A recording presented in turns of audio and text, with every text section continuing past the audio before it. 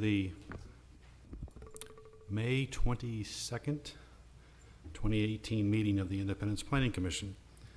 Before we begin our meeting, let's rise and say the Pledge of Allegiance.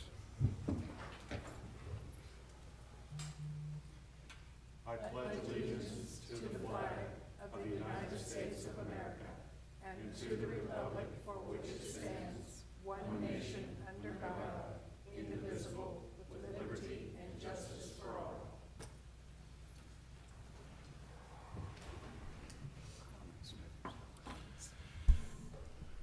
For those of you who are unfamiliar with our meetings, it is the responsibility of this commission to hold public hearings and make recommendations to the Independent City Council on matters relating to zoning and land use changes within our city. We also consider and make decisions on plats, special use permits, and other issues, as well as changes in codes and policies that relate to city planning. Our procedure tonight for each case is as follows. First, the applicant will be recognized to speak on behalf of their case, followed by anyone else in attendance that wishes to speak in favor of that matter. Second, those who are in opposition or who have questions regarding the case will then be recognized to speak. After that, if there was any opposition or questions from the public, the applicant will be allowed a rebuttal period to address those concerns or questions. Once the applicant is finished, the chair will declare the public hearing of the case closed, and further comment from the public will not be recognized. At that point, the commissioners will have the opportunity to discuss the merits of the case with one another, and during this discussion, the commission reserves the right to ask questions of all parties concerned. And then finally, we will render decision in the case. Because this is the only public hearing of the cases on the agenda tonight, all those who wish to speak will be heard. All comments and questions should be addressed to the chair and not directly to the applicant or the city staff. The chair also requests that statements be kept brief and on point, and that if a statement has been made by a previous speaker and you wish to also indicate your agreement with it, please do not repeat the entire statement. Simply stand and say that you also support, and simply indicate your agreement on the matter. Now, to expedite tonight's meeting, the chair asks that everyone who wishes to testify or who believes that they may testify, please stand now and be sworn in.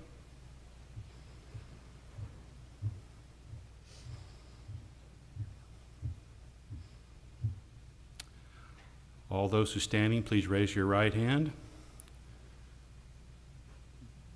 Do you solemnly swear to tell the whole truth before this commission? If so, please answer, I do. Thank you. You may be seated. Do we have any changes on the agenda tonight, gentlemen? No, sir. Okay. The first case tonight is case number 18-200-03, special use permit at 15823 East US 24 Highway. Will the city please give their report? Yes, Yosef Aziz, okay, seeks a special use permit for a car wash detail business for this property at 15823 East 24 Highway. The vicinity map here shows the general location of the site, which is on the east side of 24 Highway, west of M291. This is the zoning map for the area. The applicant's property is shown in the circle. As you can see, most of this area along here is on C2, has been for a long time. This is the aerial photo of the site. The property has a small L-shaped building adjacent to 24 Highway, with the vast majority of the land being between the building and M291 to the east. To the north is a new Quick Trip store with a hardware store to the south. Across the highway are some small offices and a concrete contractor. This drawing is provided by the applicant, shows the L-shaped building with some of the work areas outside of the structure shown. and the applicant will elaborate on his business operations. This is the front of the building as seen from 24 Highway. It's an all-brick structure with a retail appearance. And this particular one, photo, they are working on the roof-mounted HVAC unit. From what I remember, the building housed a carpet flooring store several years ago. This is the north side of the building, has a single garage door. I believe that was a little ramp there on the side that allowed the business to load its trucks. Here we're looking east at the vacant land behind the building that comprises the majority of the property. The houses that you can see off in the distance are actually on the east side of M291 highway. This is part of the south side of the building where much of the work will take place. As you can see, there's 2 garage doors, so the work will be inside. Here we're looking to the south at the hardware store on the adjoining property, which is actually very close to the applicant's building. Across the highway, we have a small office building and a concrete contractor. And this is the new Quick Trip building north of this site. Actually, this property was part of the land that Quick Trip purchased when they built that building. It was later sold to another party. Quick Trip owns most of the property that's close to their store. So the applicant's property may be long and narrow, but it's not very wide. Staff recommends approval of this application with the following conditions.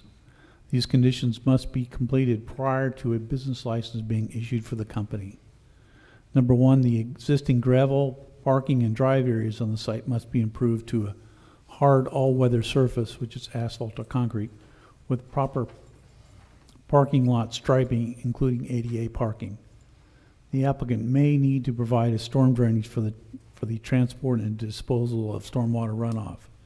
Site grading may be needed to ensure surface water from this property does not drain onto the adjacent business property. Number 2 is the applicant needs to verify that sufficient interior floor drains are available for sanitary discharge. Provisions for an oil water separator or oil interceptor may be required. 3 is a new sidewalk is required across the street frontage. And then 4 is all vehicle washing and cleaning must be conducted inside a building.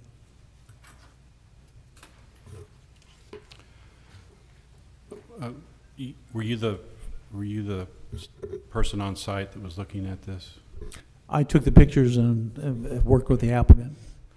It's been a while since I've been down that way. I just wondered if I'm not sure I'm using the right term, but the access off the street, the apron, is it okay? Is the city curbing okay? Well, this site, if you can see from the thing there, it's pretty much just gravel along its entire front. The state has not required them to put in any curbing to here, just a sidewalk segment, much like Quick Trip did north of there. Okay. All right, thank you. Would the applicant come forward?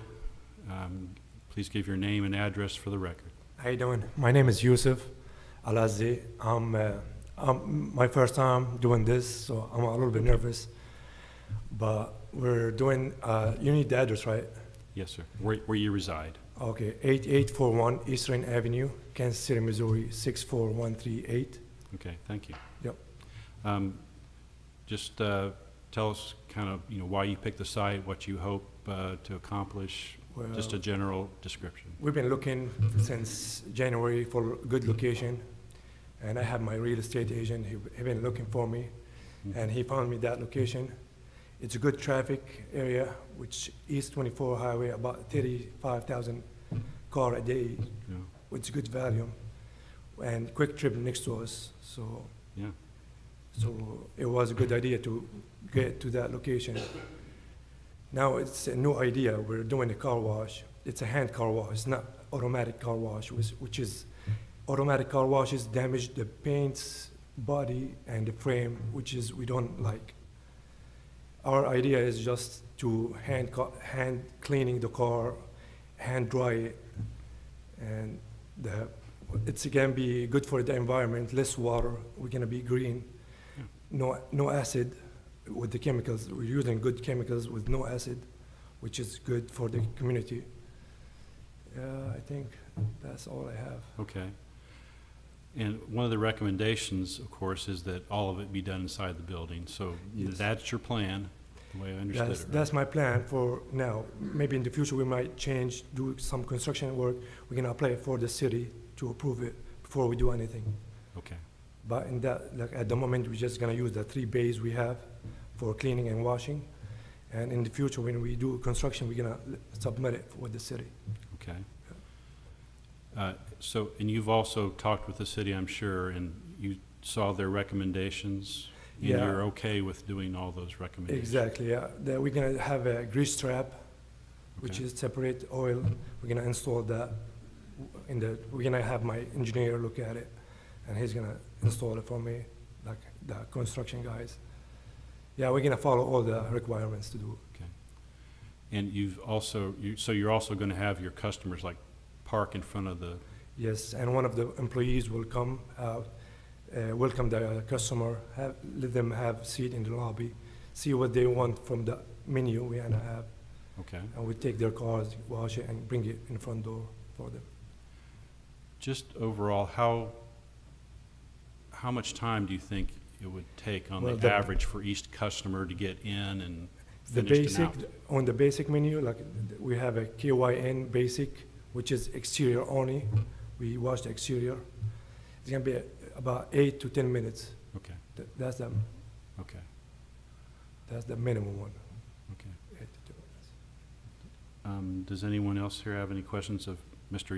Youssef, right? Yusuf Alazzi. Alazi. So you'll also be detailing insides of the cars? Yes, we have option to detail. If the customer gonna let us know if he wants to clean it inside, it's gonna be different category, different menu. Let me see, I have a menu, I'll show you, just Okay, an idea.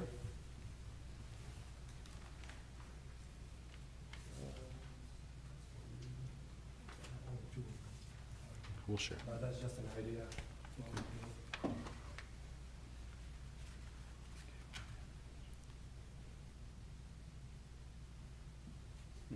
What does KYN mean? KYN is Case, my older brother. Y is Yusuf. Nimr is my cousin. Oh, okay. So, Thank you. yeah. Will people make appointments, or will they We, just? we take appointments as well for detailing only, but as an express, first come, first serve, an express.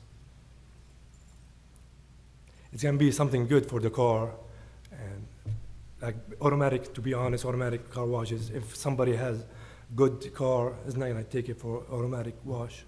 Yeah. So we wash it for them. Okay. Any other questions? For me. All right. Well, thank you very much. You Thank you. may have a seat. Thank Is there anyone else here who would like to speak in favor of this case? Is there anyone here who is opposed or has questions? If so, come to the podium, state your name and address for the record, and ask your question. My name is Donnie Slottick. My address is 2815 South Brentwood here in Independence, Missouri, 64055. I represent the hardware store, Slottick Hardware. It's my family-owned business. We've been there for 30 years. We're not in opposition of them, but our question is the proximity. They stated the proximity of our building and that building. We have strived to get along with all of our neighbors. We have no problem with them having the car wash there. Our only concern and issues are the parking, if a parking lot around the building. The hard surface parking, if we're gonna do that, we wanna see it done the proper way.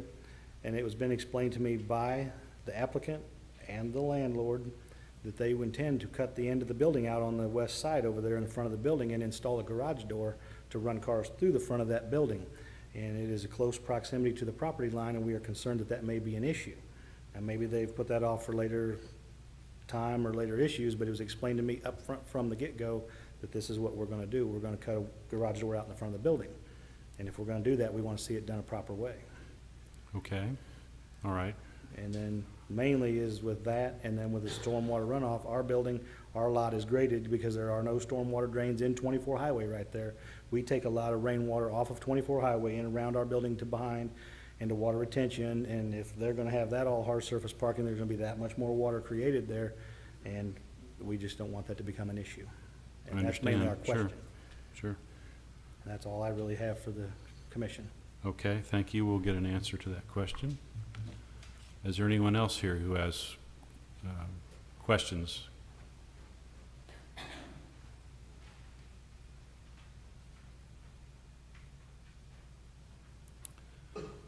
Make sure you state your name and address for the record, please. Dan Wilson, 1320 South Lee Summit Road. I also have the concrete business directly across 24 Highway from the applicant. I'm not opposing car wash either. Just have a couple of questions. Curb cuts on, are we gonna have, I understand there's not gonna be curb cuts or any curb along there, saying they're not requiring it. Well, I want to know if the whole frontage is going to be a pull-in, or whether there's actually going to be a designated two turn-ins, like any, a business going in, a business going out. Because right there now, where traffic, if you're going westbound, or if I'm coming, I guess, eastbound, and I'm trying to turn into my business now, and people are trying to turn into Sladex Hardware, there's kind of a pretty little bottleneck right there right now. And I don't think it's something awful, but I think it ought to be looked into about maybe moving the curb cut down or something, the vicinity where it comes into the building. Okay.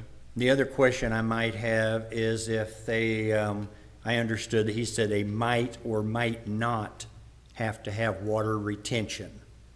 If we're putting in a new parking lot, I'd just like to know why there would not be instead of might or might not.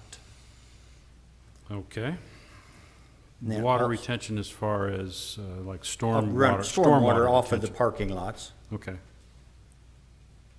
All righty. And the next one, I guess, I would be, are we going to have any landscaping around this building? Okay. Are we gonna put some type of trees, some type of planters or something to, make things look a little nicer? Well, You know, like everything else we've been putting in, we've been required to have so much landscaping, yes, sir. and that's a question I'd just like to have answered. Okay. We will do I that. think that'll pretty much do me. All right. Thank you, Mr. Wilson. Thank you. Is there anyone else here who is in opposition who has questions?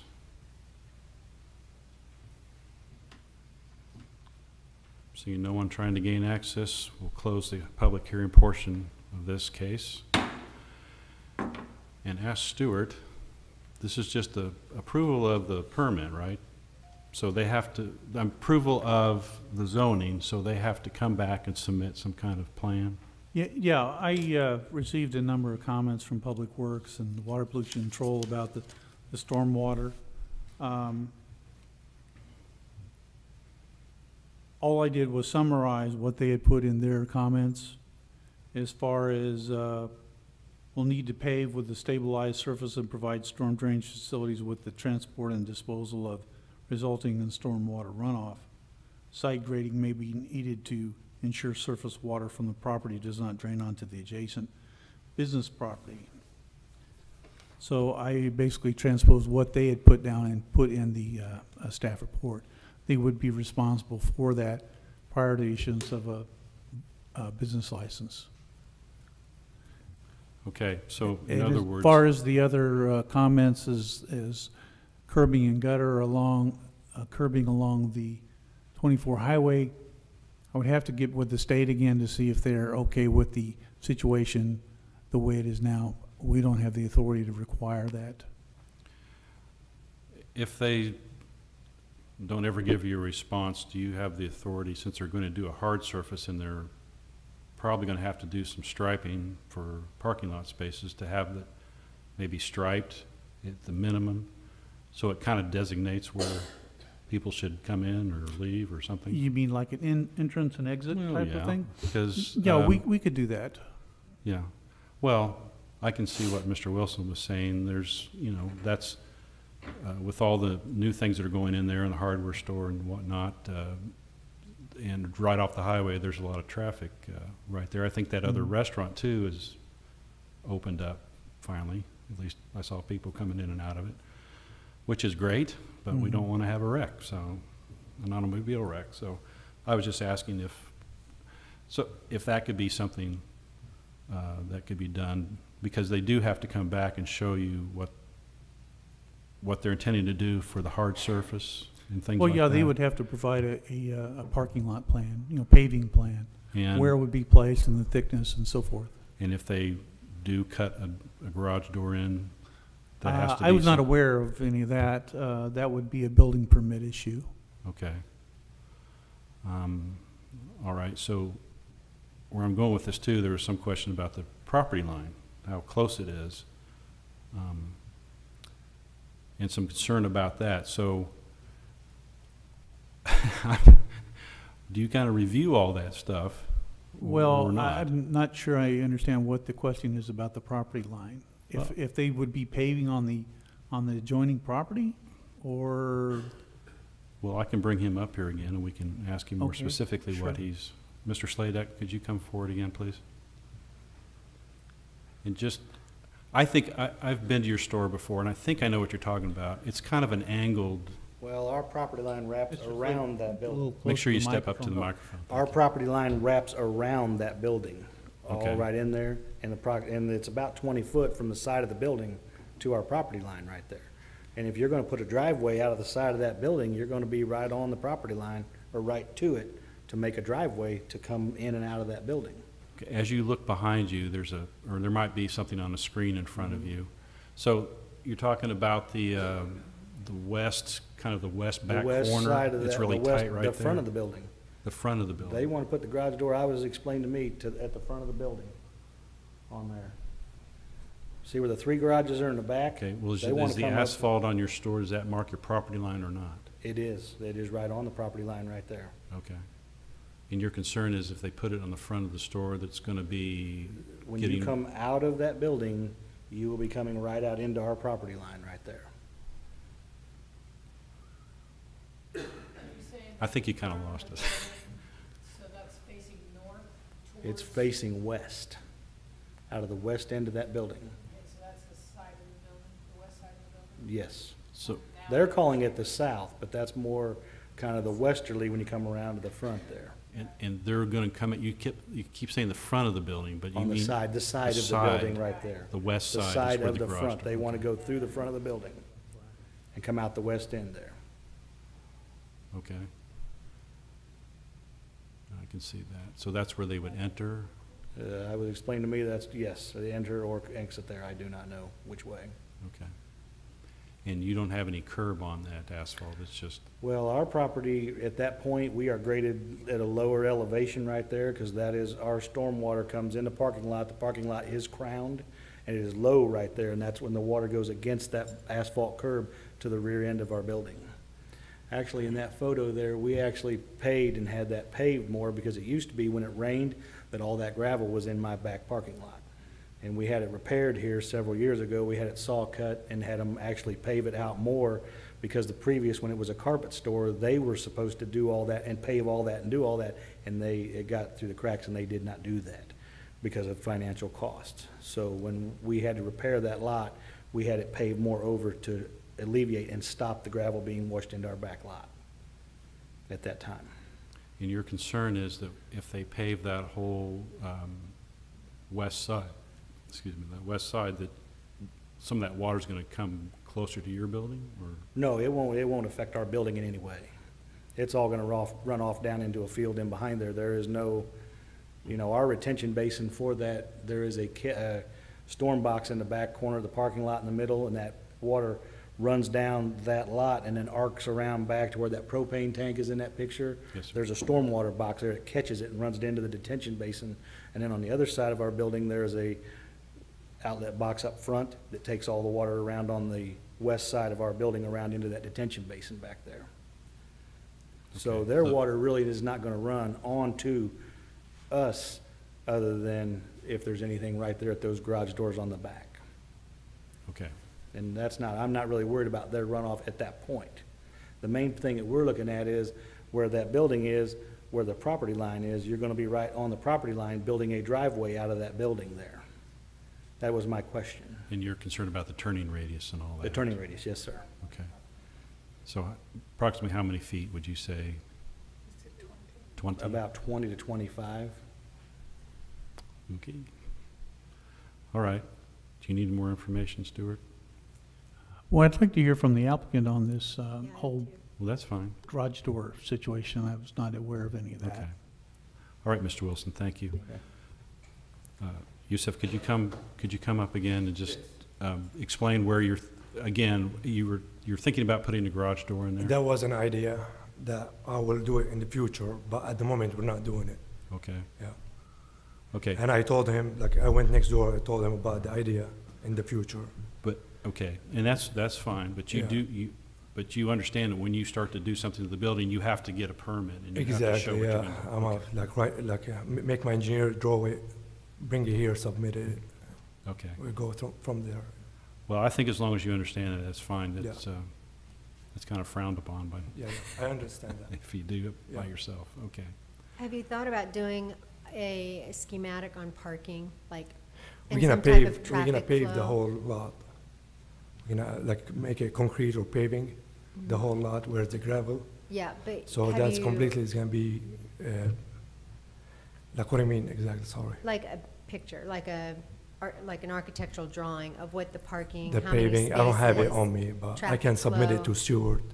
Or like an overhead view where you're looking down, you can see where the parking lot spaces are going to be, and you can see where how the traffic's going to turn and come in and out. I have a draw with that, but I don't have it on me, but I can Okay. submit it to Stewart. Okay.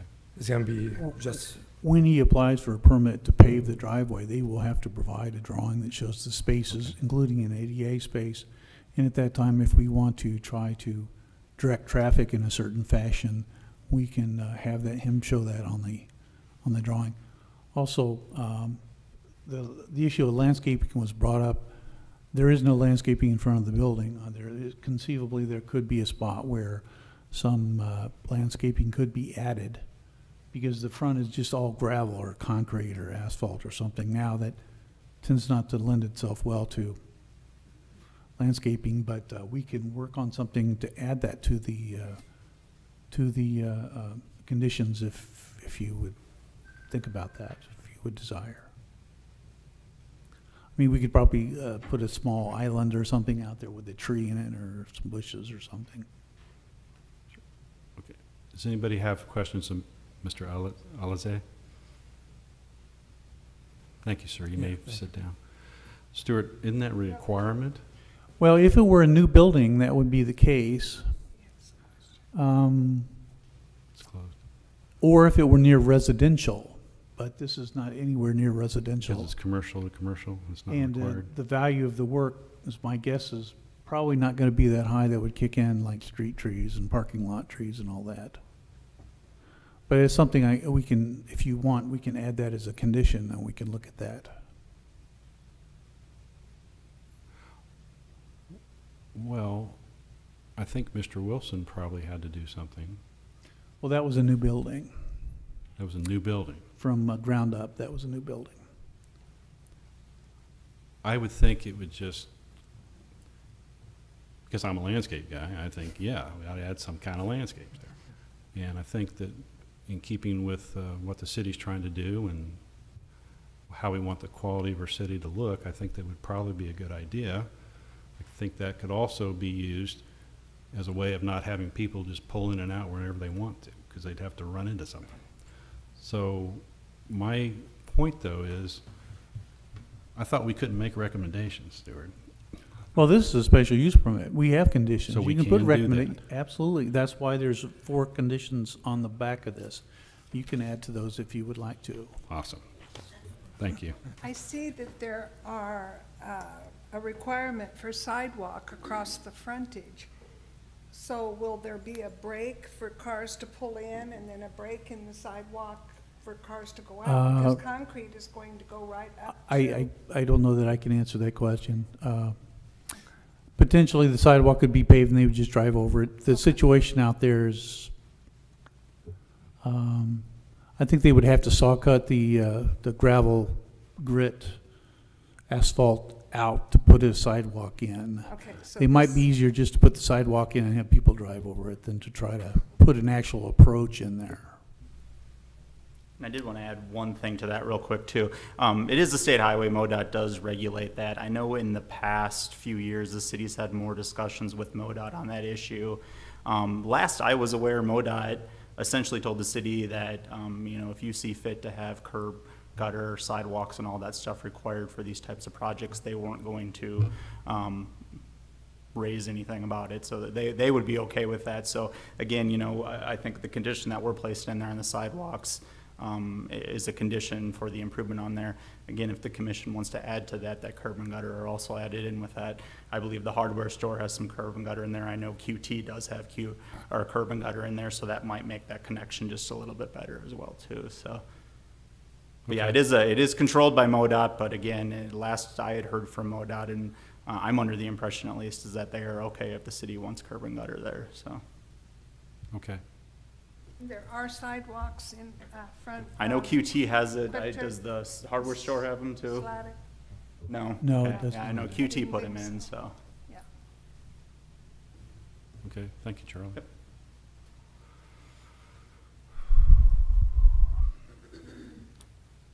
Commissioners have any discussions, recommendations? Instead of where it says the applicant may need, can we take the word may out in several of the spaces and say need? I think it, like, when it gets to you, I think a traffic flow is important, because I have also experienced that left turn in. It's interesting. But it might be a good opportunity, since that area is developing fairly quickly, to take some time and think about it. Not that we can't approve this tonight, but Won't they be required to do, won't they be required to do some kind of storm retention drainage Well, or something? I'll read it to you, what I received from Public Works. Applicant needs to verify that sufficient interior floor drains are available for sanitary discharge. Provisions for oil water separation or oil interceptor may be required. It appears that the existing gravel surface outside the building, there appears to be an existing gravel surface outside the building. The applicant will need to pay with stabilized surface and provide storm drainage facility for the transport and disposal of resulting stormwater. Site grading may be needed to ensure surface water from property does not drain onto adjacent business properties. New sidewalk will be required. So, Public Works is at this point not sure whether that's necessary. It could be, depends on how, the site, they didn't go out and do a topo of the property. From what the, Mr. Sladik said, is that it drains to the east. So if that's the case, maybe they could just work with, provide some sort of surface drain directional fashion or something, that they wouldn't need to do grading throughout the property just to create a slope that's already there. so how do we word that? I'm still just a little bit at a loss as to why. It seems like everybody else who builds a tool shed to a apartment complex needs to have some type of plan for storm retention. And we're just saying, we may need it, we may not, we don't know. Is it because all that land's back there and they're just thinking it's just gonna, I don't understand that logic. Well, it says applicant will need to pave with stabilized surface and provide storm drainage facility for the transport and disposal of resulting storm runoff. Okay. It says that. It doesn't say Well- that it's necessary to grade the site to get that. Okay, but, so Cindy's point is pretty apropos when it says may need. The applicant will provide storm drainage facilities. See Okay, what I we mean? can, Because we'll it says, take out well, the they may or may. may not, so, I'll say will provide. yes. And then on both points, like may be needed to ensure surface water. Yeah. Can we do that? Because he needs to provide something. It may be Sure. very minimal, it may not be minimal. It says site grading may be needed to ensure, but it doesn't say that it's required. Site grading. Required at the discretion of whoever. I Well, mean, that what? would be the Public Works when they review any plans for the site. Okay, so they will review it, and they're gonna tell them what they need to do. They're involved in all submissions for parking lot paving and so forth for this type of thing. Okay. I'm good with that. All right, thank you. My pencil.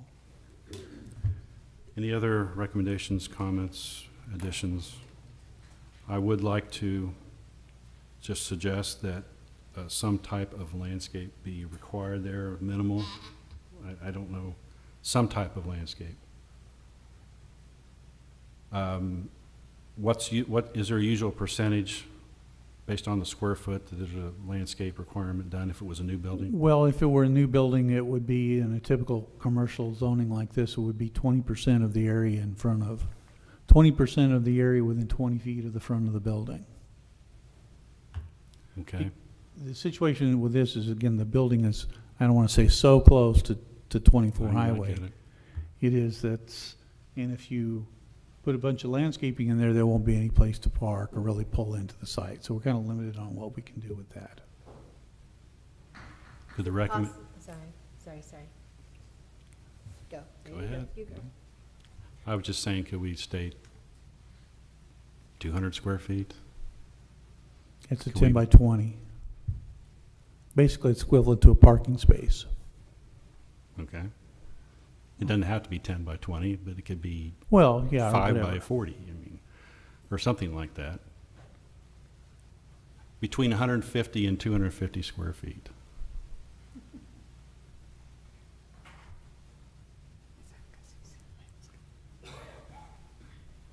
Hang on just a minute, I'm writing this down. Okay.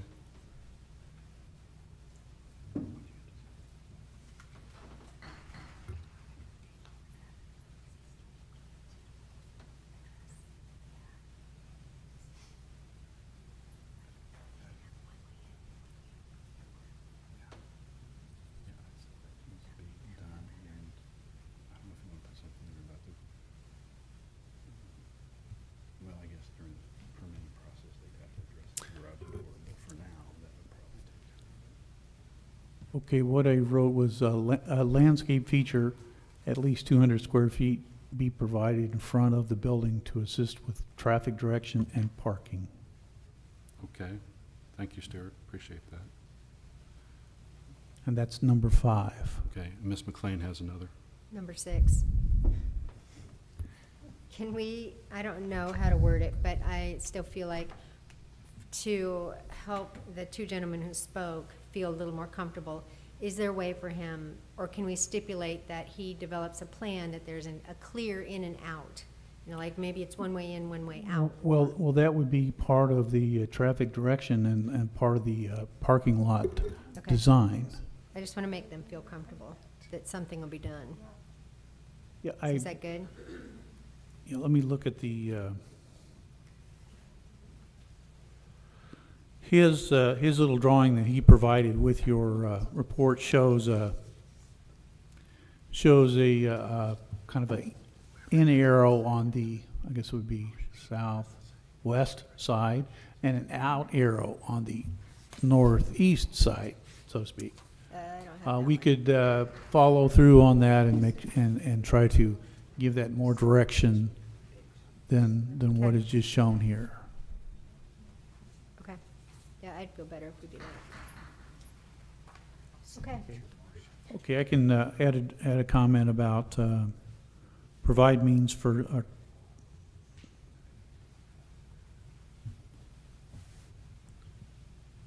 Better consideration be given to the traffic flow or something like that, just that it be done and not, okay, not provide looked means over. to direct traffic flow through the site. yes. You okay with that? Mhm. Okay.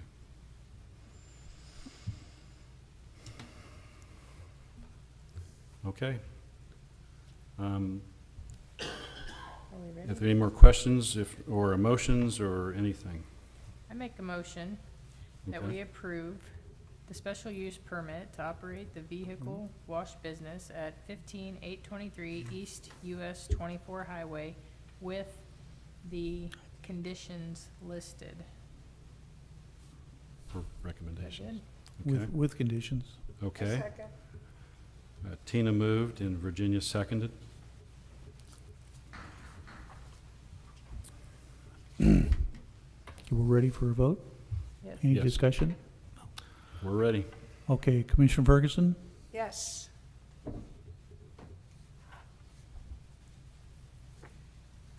Commissioner Reed, Yes. Commissioner McLean, Yes. Chairman Ashbaugh. Yes. Case number 18-200-03, special use permit has been approved with recommendations. Thank you, sir. Good luck to you. You're welcome.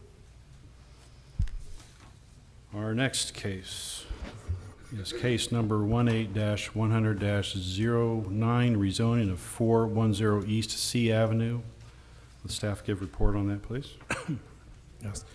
The city wants to rezone and replat a 0.9534 acre tract of land so it can be developed for single-family homes and stabilize the existing single-family neighborhood there.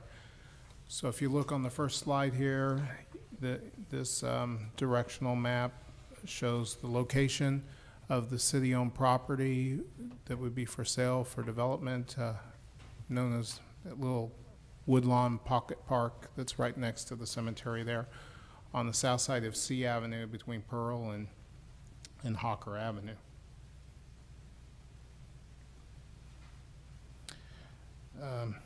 This is the zoning in the vicinity, so you can see it's overwhelmingly a area zoned R12, which allows for single-family and two-family homes. However, the neighborhood pattern in that vicinity is single-family homes, which is the reason where the city's asking for this rezoning to ensure that single-family pattern continues. And of course, this is an area where the city's comprehensive plan does envision residential neighborhood uses. So here's an aerial view of that property that can be divided into multiple lots.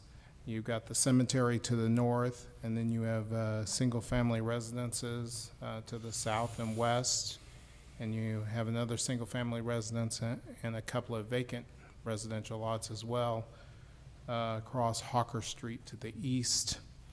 The property here, the Woodlawn Park at 410 East C Avenue, could be as many as 4 lots when it's developed, would complement the surrounding neighborhood.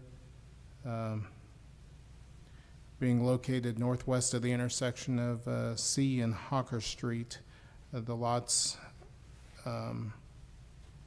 are adjacent to an existing row of homes, so that would continue the same pattern.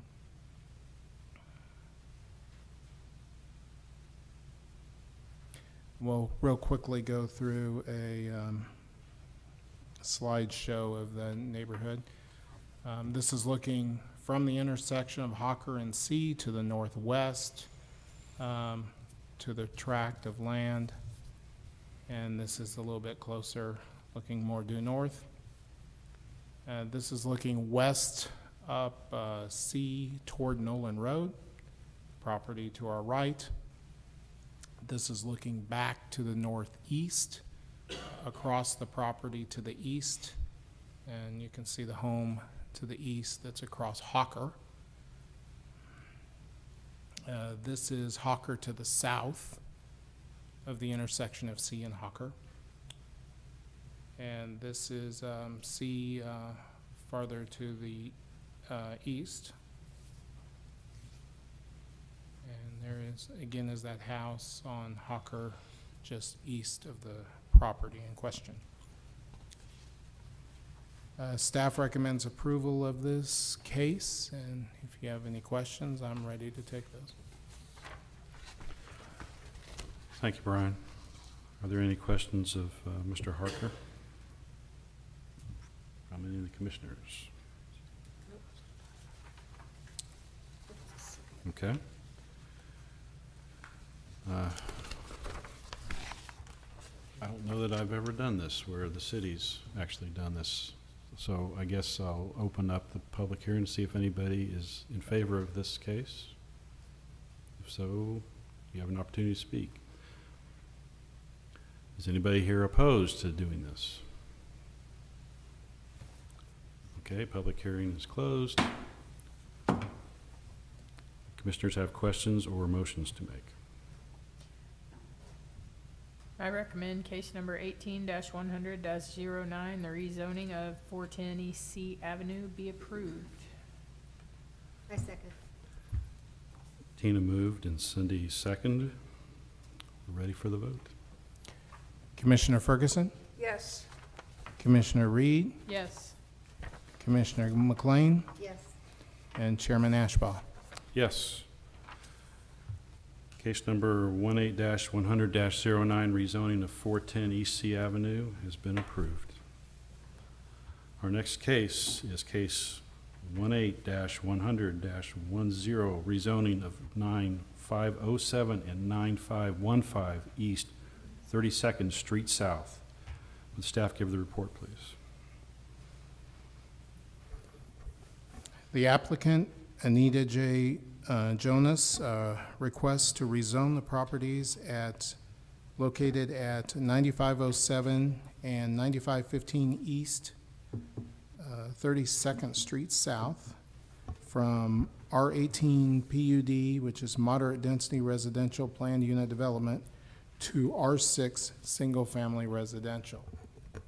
So the vicinity map shows this is the residential neighborhood, single family, R6, that's located between Arlington and Blue Ridge.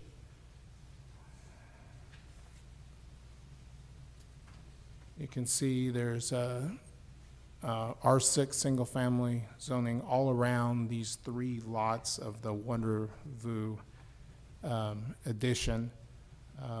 The one to the west, that 9507, is the vacant lot, and then 9515 are the two other platted lots where the house is, or the residence is located. And here is an aerial picture of the building and the undeveloped lot to the west.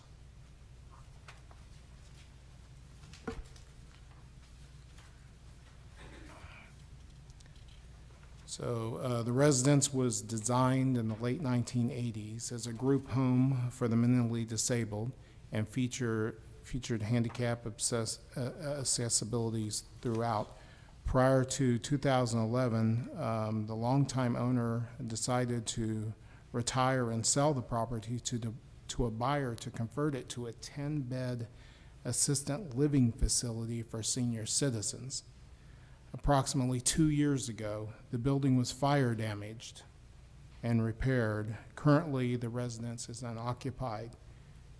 Ms. Jonas has rehabbed a number of homes in Independence over the past couple of years, and now she intends to renovate this residential structure that's been vacant for more than a year to a single-family residence. Although originally not built as a single-family residence, it looks like a large single-family home, and its use will be in character with the surrounding single-family neighborhood. Ms. Jonas has rehabbed a number of homes in Independence in the past 2 years. And this is the notification zone of the neighbors within the residential neighborhood within 185 feet. This is the structure. So looks like a large home, basically. And you can see the ramp and the accessibility that is designed with it there. We're looking toward the southeast there here. And then this is the vacant lot to the west. And then this is west down 32nd Street, looking toward Blue Ridge Boulevard. This is a residence across the street to the north, and then looking down the street to the east. And this is the sort of the deck area of the house there on the right, and the neighboring property that it abuts up against. Staff recommends approval, and I'm ready to take any questions you may have about it. Thank you, Brian. Does anybody have questions of Brian at this time? Okay. Would the applicant please come forward, state your name and address for the record, please? Hi, I'm Anita Jonas. I'm 3103 North Miller Drive, Independence, Missouri 64058. Thank you, Anita. Sure. Just tell us a little bit about your plans. I mean, we heard some of them. Just give us a little more detail if you can. Yeah, so I'm also a real estate agent for RE/MAX, and I was in the office one day and heard about this home that another agent was going to list, and I said, hey, I'd like to take a look at that property. This is the 8th property that I have rehabbed in the last 2.5 years. We're excited about this one because it's big. We will be making it a 5-bedroom, 4.5 bath. There's a lot of space there, but it'll be a great space for a family. Excuse me, can you move a little bit closer to the Sure, microphone? I just felt like I was really blasting when I You can also first started. pull it down a Okay. little bit. So, anyway, we're excited about it because there was a fire, well, not really too many people were interested in it at the time. Now that we've kind of started looking at it and doing a little bit of work on it, they, you know, as far as kilsing and things like that, people are kind of interested in buying it, and I really don't want to sell it now until I'm done. Sure. So, this is my city. I was born and raised here. I love it. You know, we just are here to try to make it better. So, Okay. Does anybody have any questions of Ms. Jonas? I have just one. The vacant lot next to it, are you planning on selling it with that, or maybe selling it to a builder? Or? I would maybe like to hold on to it. I might hang on to it for one of my grandkids. I'm not sure. We'll just have to see, you know, if somebody wants it and can persuade me to sell it, I might. But other than that, we're just kind of, I might hang on to it. Okay. Yeah. Okay. Just wondered. Anybody have any questions? Okay. Thank you very much. You're welcome. Is there anyone here who would like to speak in favor of this case? Is there anyone who is opposed or has questions? Okay, see no movement in the crowd. Declare the public hearing portion of this case closed. Commissioners have any questions of staff or any comments or motions?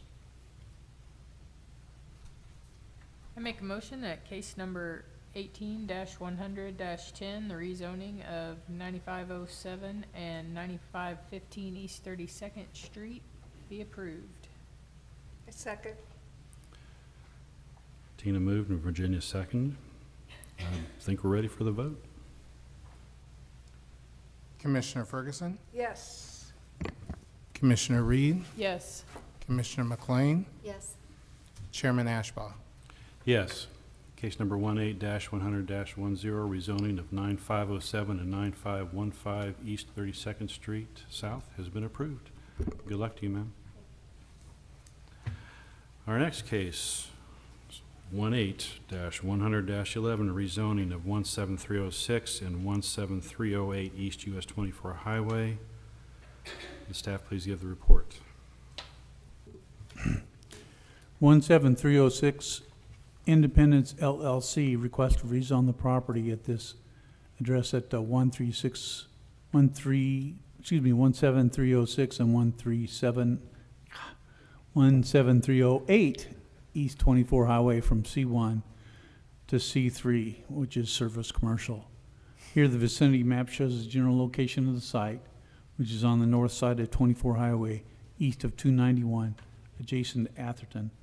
People probably know this was the former location of the Geehaw Insurance Company, health insurance company.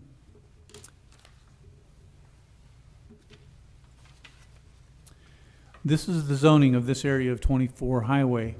The subject property, along with some of the surrounding properties fronting onto the highway, are zoned C1. C2 is the other dominant commercial zoning along this portion of the highway.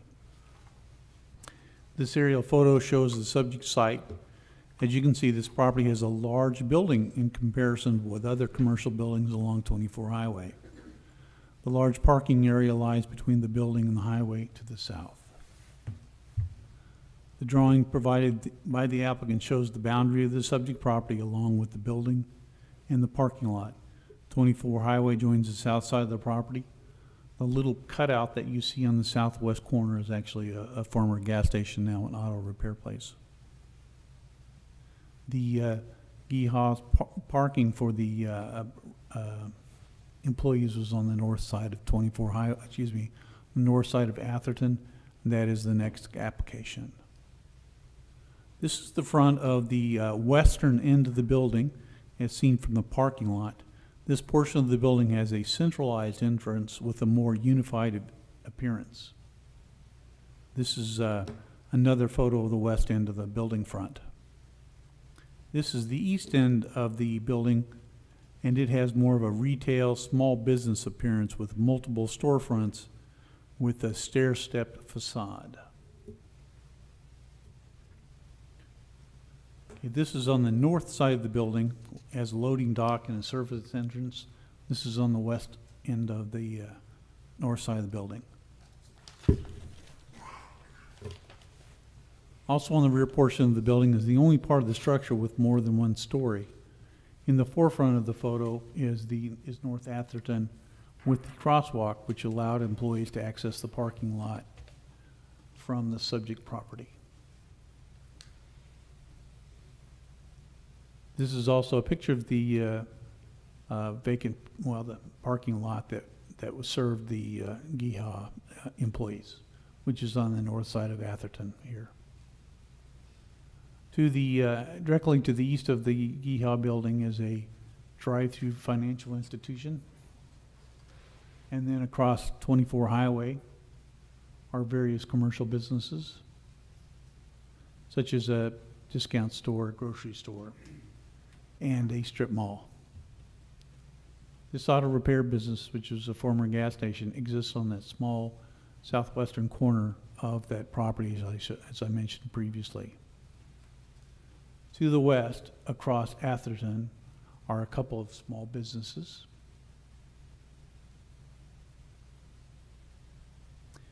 Staff recommends approval of this application. Thank you, Stuart. Are there any questions of Stuart or the report he gave? Okay. Would the applicant please come forward? State your name and address for the record, please. And make sure you're speaking into the microphone.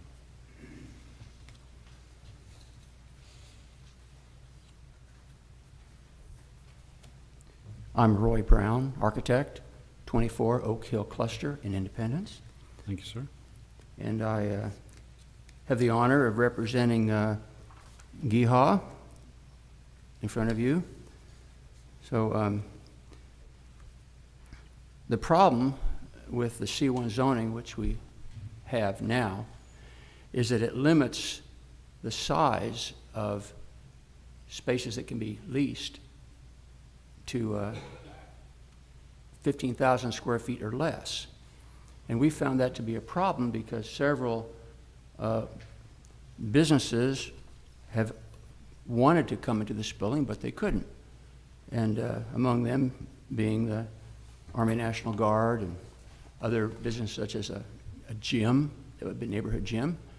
The only exception is a grocery store. Well, that was there at one time in the past, but there's a grocery store, of course, just east, and we don't need another grocery store right there. So for that building to be utilized, we need the C3 zoning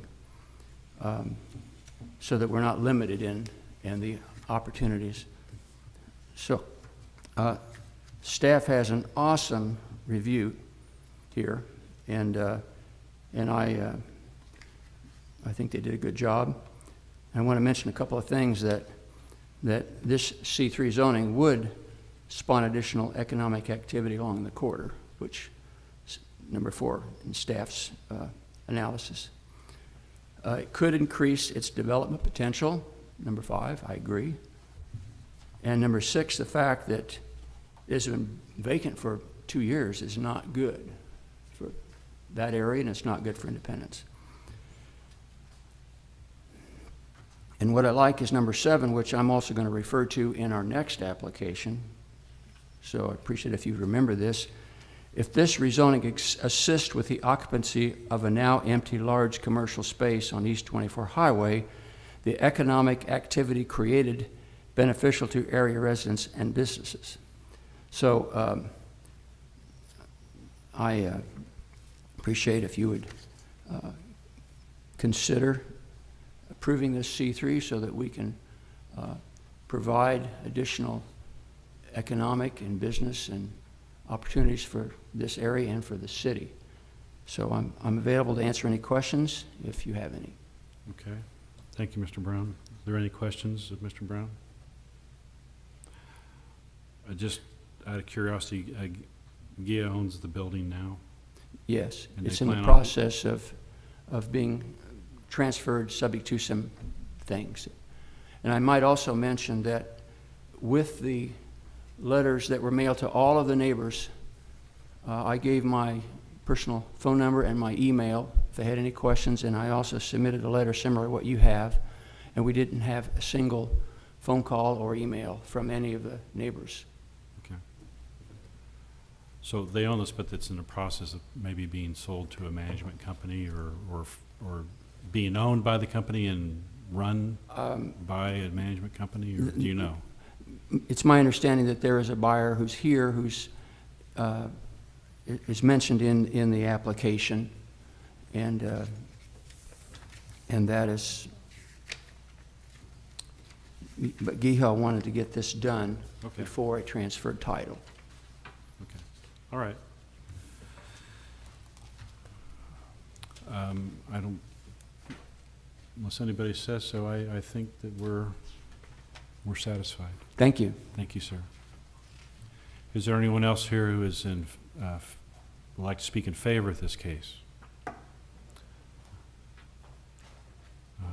Remember to give us your name and address for the record and speak into the microphone. Yes, my name is Ed Reese. I live at 16411 East 36th Street in Independence. I'm in favor of this. I'm in the process of purchasing the shopping center directly across the street, the old Susquehanna Center. And as you well know, that area out there has been dead for a while for a number of reasons. And this would help support, we would feed off of each other with the different businesses. I've got some different businesses that are looking at moving in the center. And this would just be a good situation for that end of town, create some new activity. Okay? Yeah, that would be awesome. Thank you. Thanks. Thank you. Would anybody else like to speak in favor of this case? Is there anyone here who's opposed or has questions? Okay. Public hearing of this case is closed. Floor is open for commissioners to make comments or have questions or motions. Come on, Tina. I make a motion that case number 18-100-11, the rezoning of 17306 and 17308 East US 24 Highway be approved. Thank you. A second? A second. Virginia seconds. We're ready for the vote. Commissioner Ferguson, Yes.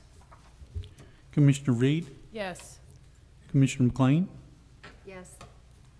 Chairman Ashbaugh.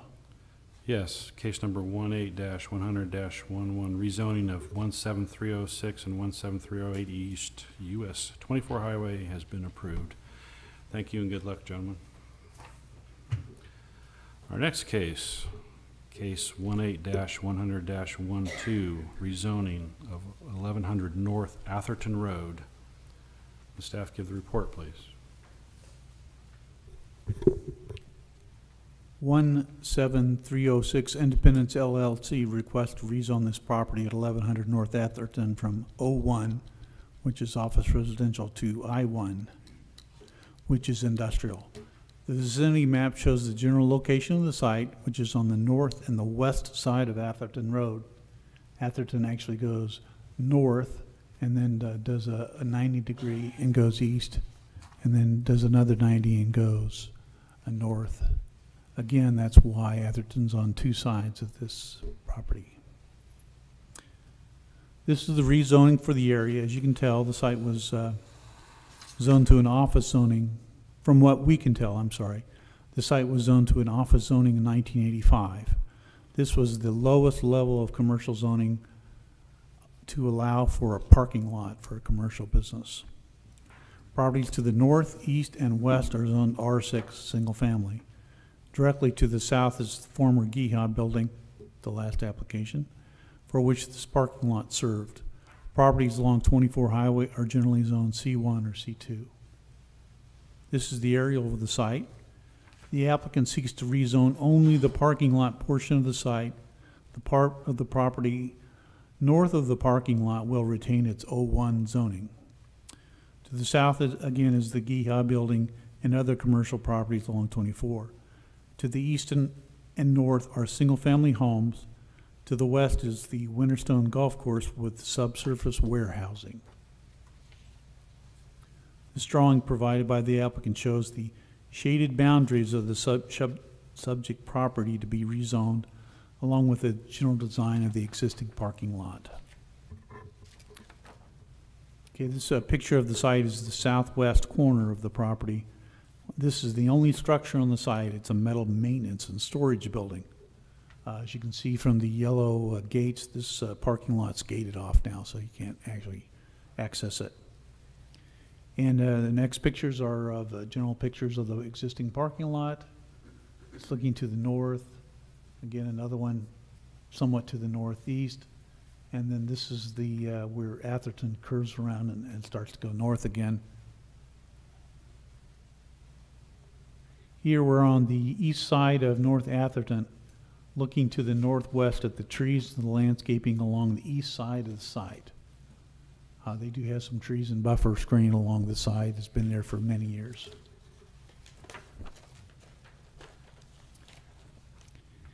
Here we're further north on Atherton, looking to the south. The subject property is to the right, again with the tree line and the buffer screening, and the single-family homes, which are typical for this neighborhood, on the left.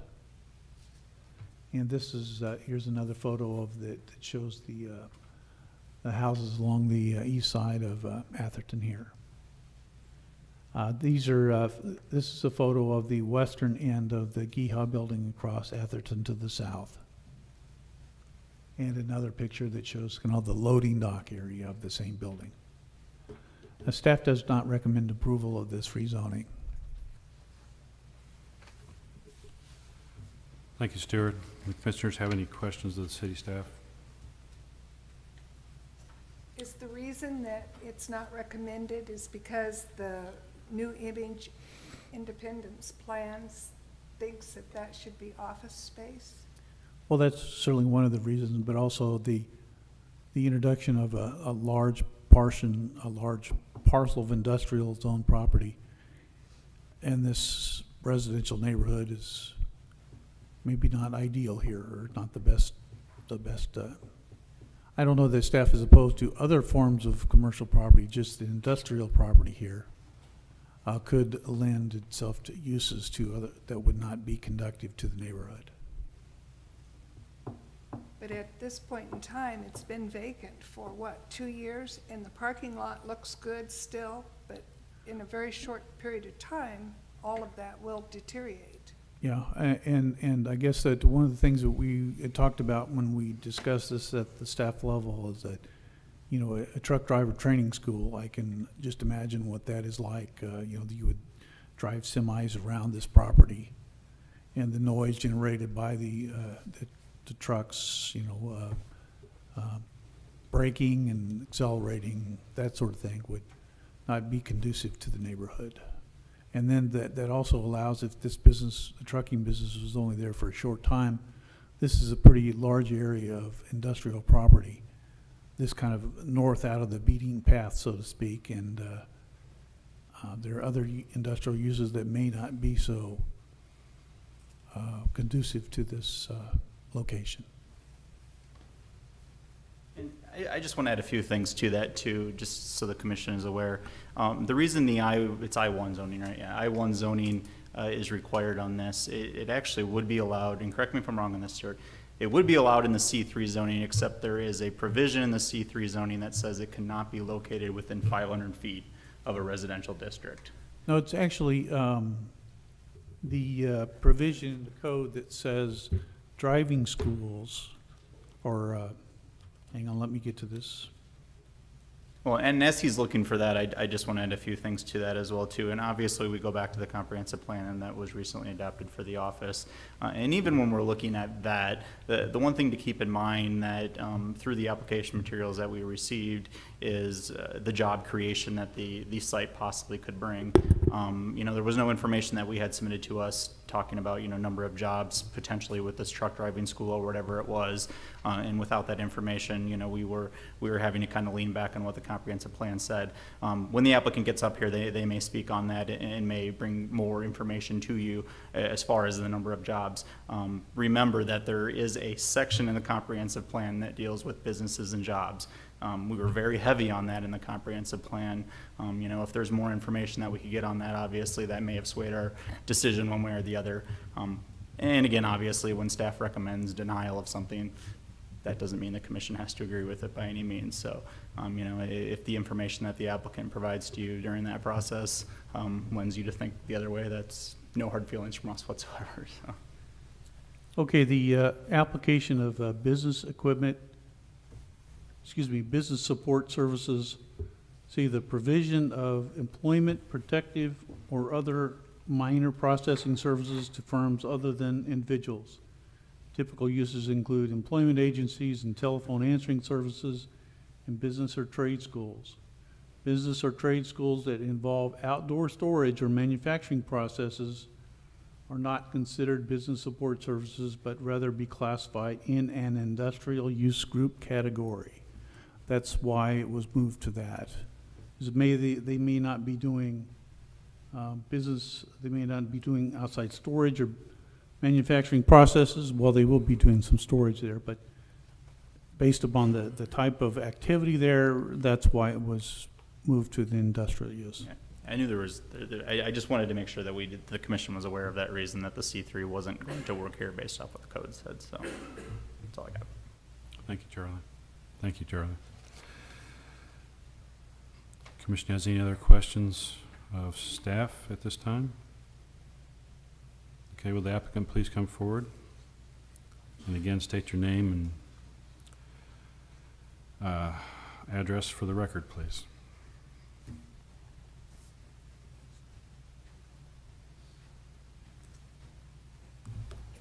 Hello again, Commissioners. I'm Roy Brown, architect, 24 Oak Hill Cluster in Independence. Again, I'm representing GEHA on this. And the only reason that we are here with the I-1 is because the way that the UDO reads, whether it should or not, that Stuart just read, that they felt like they needed to place it in I-1. C1 and C3, as you know, allow for schools. So this may be something that someday needs to be addressed in the code. But the only reason that we're doing this is that we're only zoning the parking lot. We're not zoning the whole property. We're only zoning 42% of that parcel. That is to say, we're requesting that you rezone that. As far as other uses in the future are concerned, we don't know, but if someday, if more businesses need to go into that building, we might need that parking. Right now, that's not the case. So I wouldn't be too concerned about, you know, would somebody want to tear up a parking lot and build some kind of a big industrial building there with just that one area being zoned.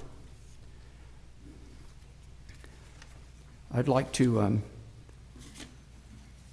go through the, I'm going to say, not so awesome review criteria.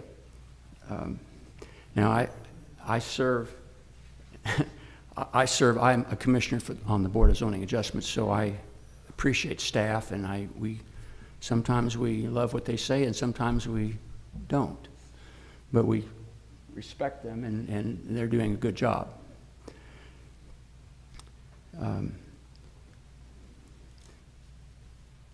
Number one, on the review criteria, the Independence Plan envisions office uses for this site, and as you saw, there are a lot of commercial around that.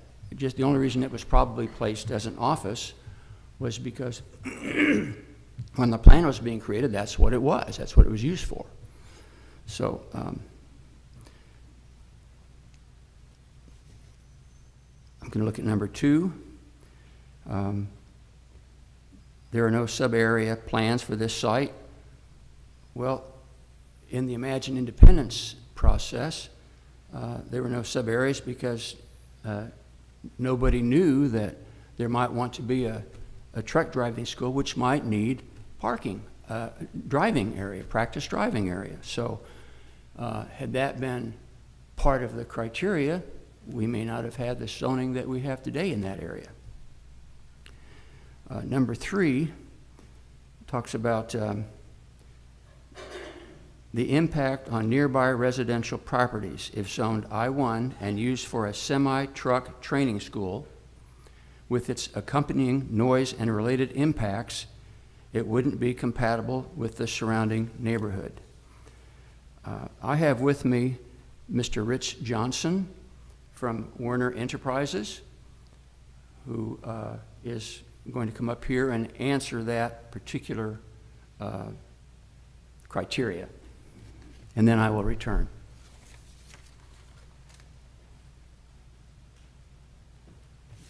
Please state your name and address for the record, please.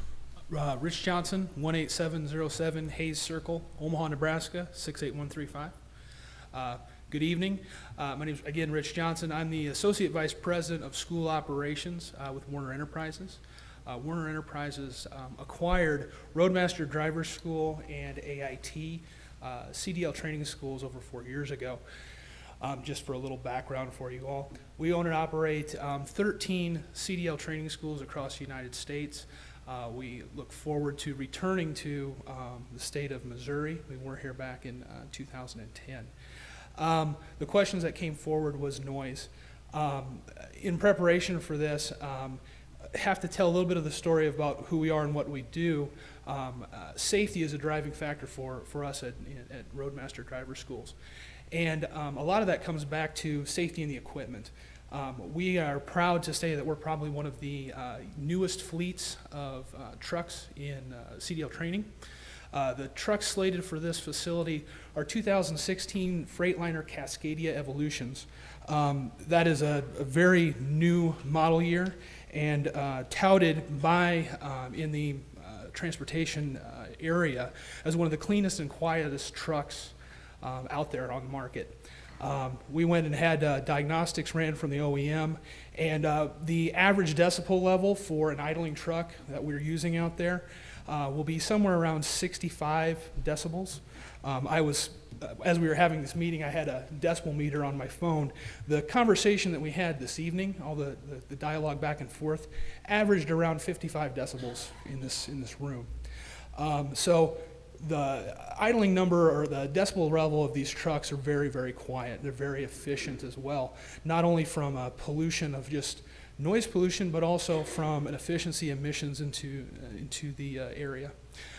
This facility, speaking a little bit about what we are and what we'd like to do here, we would be operating 8 tractor trailers in this area for this school, with an average class size of 15 students per week, with on or about 40 graduates a month. That's 40 steering wheel ready individuals to go out and start earning a paycheck and having a career. While we are owned, while Roadmaster is owned by Werner Enterprises, one of the nation's largest truckload carriers out there, it is different in the fact that this is not a carrier school.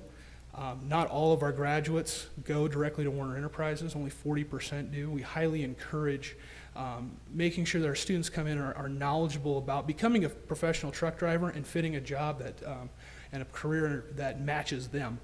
We don't need any more practice driving and, hiring and putting drivers through orientation just for it doesn't match what they want in a career. So we are cognizant of our noise levels. We want to be good neighbors. We're very excited, like I said, to come back to Missouri. We already have our state license in, and we will be coming back to Missouri. The where is the important part. We like the facility, the area. It fits both in demographic, but also in close connection to a city of this size for us. Okay. Thank you. Are there any questions? Questions, sorry. Basically, the parking lot behind is used for teaching them to back up and go around the cones, and it's going to be, they're very slow back there, right? Yes, ma'am. You're going to take them then out on 24 Highway and down for on the road training? Yes, ma'am. We break our classes into three. One section is classroom, where they get to understand general knowledge, combination vehicles, air brakes. The second, as you spoke to, is what we call our PAD, or our range time. In the state of Missouri, there's 4 different maneuvers that they need to be able to display when they go to the DPS to test out. You're absolutely right. Slow speeds, low idle. The average decibel range of that low idle, like I said, was in the 65, 70 degrees, or 70 decibels, excuse me. And the exiting, we already did an exit plan for that. Any entering and exiting traffic of these trucks will be coming out and making, excuse me, I'm kind of turned around here, we'll be making an immediate right out towards 24, going down through that residential street, not only from being a noisy neighbor, if that is there, it makes no sense for us. It's actually a very difficult and challenging place for any tractor trailer to go. We would not want to go down that way anyway. And our training routes would go out to 24 and then out to different sections of actually the Kansas City metropolitan area, out on the interstate in different areas of the city. How many students and how many weeks does it take to get a class trained? We are going to, our program is 160 hours, which comes in to be about 3 to 4 weeks. As I stated, we're targeting to have about 15 students a week start. And not only would that population at any one time, we would have, our estimates are 55 to 60 students on campus, if you will, at any one time, some being in the classroom, some being in a range, and some on the road. With that number of students, only half of our trucks would be operating on the pad at any one time. Only 4 trucks would be back there throughout the course of the day. The rest of them would go out to what we call phase 3. So as they would go out on the road, it'd be out with the general motoring public. How many teachers? For a school of this size, we will be planning to have 6 office staff and approximately 15 instructors when all said and done. So how many times, again, will you be going out on the highway with those trucks, entering? Those trucks will be entering usually twice a day. Our classes start around 7 in the morning, so trucks will begin being idled at about that time.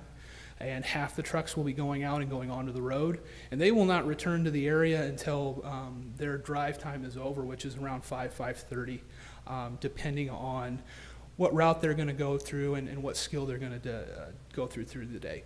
The other 4 trucks will remain on the pad the entire day idling, and going in through maneuvers. We try to also, from a business perspective, an idling truck, we're just kind of spending fuel. So we try to idle as little as possible, turn off during breaks, turn off over lunches and things of that nature. So which way do you think your route is going to be? Is it going to be east, like out towards Fort Osage schools, or will you be coming back into the city? West. Okay, I'm trying to get to, we would be heading out as soon as we can get out to either to 291 or further out. We want to make sure that when we get on a road course. It's more of a real-world scenario. So it'll be exiting and entering traffic flows, major interstates, and things of that nature. West. Thank you. Seems like a lot of truck traffic.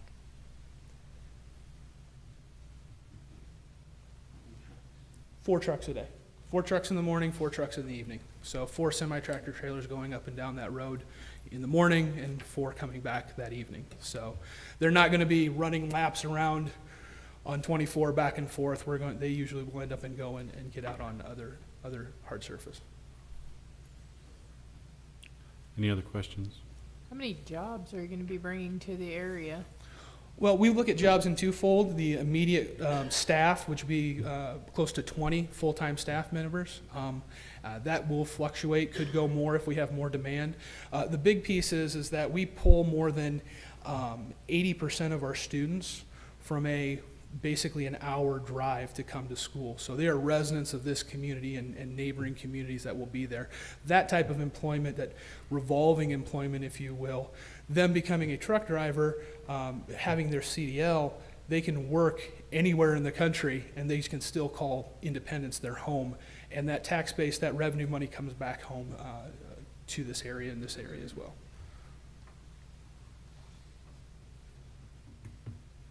Okay, thank you, sir. Thank you. Thank you, Rich. Number 4, staff says that the zoning would not be compatible with the neighboring residential properties. And as you probably noticed from the photographs, there is an abundance of landscaping on the east side of that property and earth berms that are landscaped. So as you drive north along the east side of that property, you're not even really aware of that there's a parking lot in there. And I might say too that of all the letters that we mailed out, not one person called or emailed me with any questions or any concerns. Number 5, the property is more suitable for residential office and perhaps light commercial uses than industrial uses. Well, it's sat vacant for 2 years. That's not good for Independence. So I think that's pretty obvious. Now, number 6 is true that it's gated off, it's not being used. Number 7, staff says that the zoning wouldn't be compatible with the surrounding neighborhoods as other classifications such as C1 neighborhood commercial. I would say that the school is very compatible and it fits in the commercial zoning. The only reason we seek to rezone this is because the way the UDO reads, we have to zone this I-1 and we're strictly limiting that request to the parking lot. And of course the O1 remains to the north. We're not changing that zoning. Now, we can talk about Imagine Independence plan for just a moment. Page 21, I quote that, although retail is the dominant sector, there is room for growth in manufacturing. This isn't technically manufacturing, but it says Independence is uniquely positioned to grow small businesses and attract new businesses with its talent and workforce, business resources, business incentives, and great transportation network. Well, in a sense, we're increasing the transportation network by bringing a school that deals with transportation training to Independence. And as I continue down at the bottom of the page, there's room for growth for light and heavy manufacturing of the future. With the boom in these industries, there will be an increase in jobs that eventually leads to economic vitality and an improved quality of life. There needs to be intentional effort to connect people to jobs and give them the skills they need to land these jobs. And I would say that's well said. And I think that this is a practical school which will bring jobs to Independence. And here we have a bird in the hand, a real prospect, and I trust that and pray that you will look favorably upon our request for rezoning this property. Are there any questions? I have some. Does anybody else? If they want to go first, they can. One question is this parking lot been installed that's there now? Is it substantial, built substantial enough to not buckle under the weight of a truck? Would you repeat that, please? Is this parking lot as installed substantial enough not to buckle under the weight of a tractor-trailer truck? Yes, we believe it is. We believe it was well-built, and it needs to be maintained. Sure, okay. So the actual location of this business will be in this parking lot? The business will be, the school will be located in the building, and the parking lot is strictly for the... You mean the school will be in the GEHA building? In the GEHA building, yes. Across the street? Across the street to the south, that was rezoned to C3. I mean, that you recommended to be rezoned to C3. Okay. So just wait a second. Why can't they just drive in the parking lot? Why do we have to change the zoning? If they own the parking lot, why do we have to change the zoning of the parking lot? I mean, they could go to the Kmart parking lot and drive around that, right? Well, as I talked about before, business or trade schools that involve outdoor storage or manufacturing processes are not considered business support services, but are rather to be classified as an industrial use group. And this is a business support service that will have outdoor storage. The trucks will be stored outside, and the school activities will also be taken care of outside. Sure, it's a truck. So, could they park on the actual GEHA property, the 17308 or 17306? Can they park the trucks there or not? I guess so. I don't know how this would affect the rezoning of this property. I'm not against the business whatsoever. I'm against it being zoned industrial. I also question why we're splitting the lot in two. And there's a request for the lot to be split into two, so it has industrial and office. Where our policy is that there's one lot has only one zoning. That there are not multiple zonings on one property. Exactly. And so right now it's one property, and the northern part would be office and the southern part would be industrial. Besides, would it be best to have that much industrial property at that location? Okay. Well, right. So I'm not trying to put you on the spot because you may not know, but it occurs to me that you could have a business at one place and it's a truck. I mean, why do you need to rezone it to drive it on a parking lot? Well, see what I mean? I guess that's all up to interpretation.